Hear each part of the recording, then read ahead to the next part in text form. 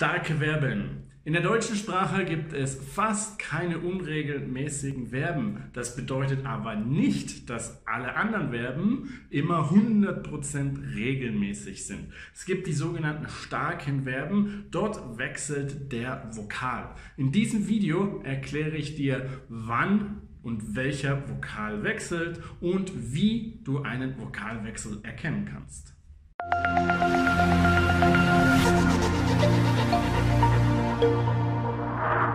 Hallo, mein Name ist Jan und ich bin dein Lehrer hier auf Easy Deutsch, dem Kanal für deutsche Grammatik. Heute geht es um die starken Verben.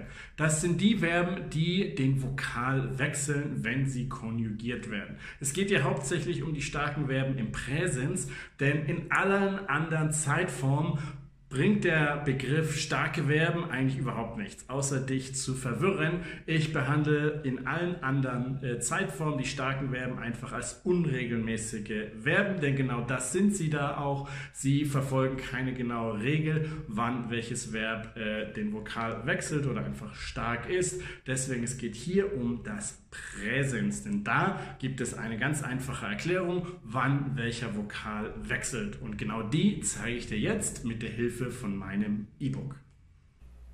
So, welche Vokale wechseln? Grundsätzlich wechseln nur die Vokale E und A. Also die Vokale I, O und U wechseln niemals.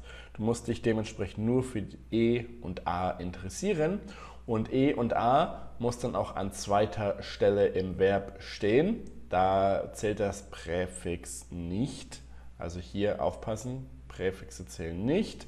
Und wenn E und A an zweiter Stelle stehen, wie hier in diesen zwei Verben, dann wechseln sie fast immer. Zum Beispiel geben wird zu du gibst und fahren wird zu du fährst. Das E wird zu einem I und das A zu einem Ä.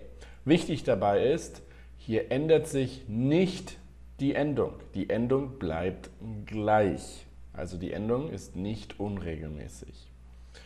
Und zusätzlich kommt noch hinzu, die Vokale E und A nutzen den Vokalwechsel fast immer, aber nur in der zweiten und dritten Person Singular. Also im Plural brauchst du dich gar nicht dafür interessieren und im Singular auch nur bei du, er, sie und es. Hier vielleicht noch ein ganz interessanter Fakt. Im Plural, im Präsens, gibt es in der deutschen Sprache nur ein einziges Verb, das unregelmäßig ist, und das ist sein.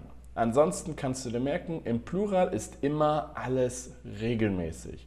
Und im Singular, in der ersten Person, also bei ich, da auch fast immer, Ausnahme sind Modalverben, und ansonsten nur in der zweiten und dritten Person Singular, wenn da ein E oder ein A an der zweiten Stelle steht.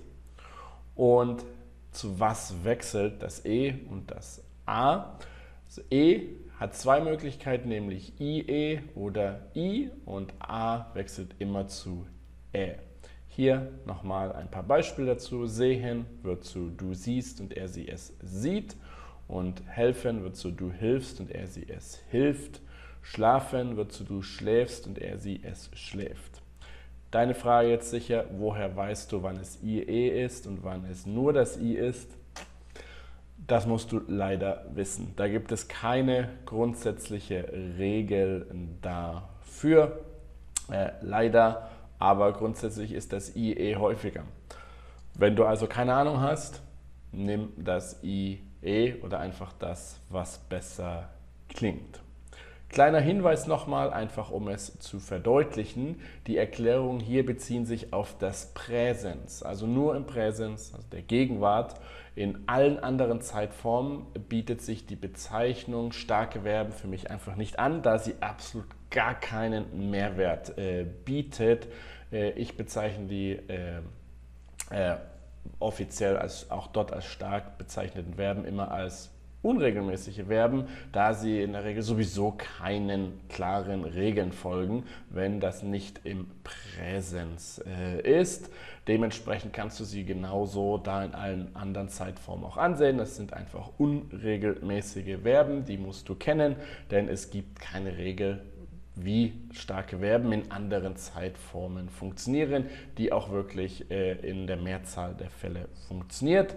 Deswegen hier diese Erklärung gelten für das Präsens. Und was vielleicht auch noch sehr interessant für dich ist, wirklich unregelmäßige Verben im Präsens sind in der deutschen Sprache nur sein, haben, die Modalverben und werden. Die sind außer sein im Plural, aber trotzdem alle regelmäßig und haben und die Modalverben benutzen vor allem in der ersten Person Singular auch eine unregelmäßige Form und haben hat auch in der zweiten und dritten Person noch unregelmäßige Formen.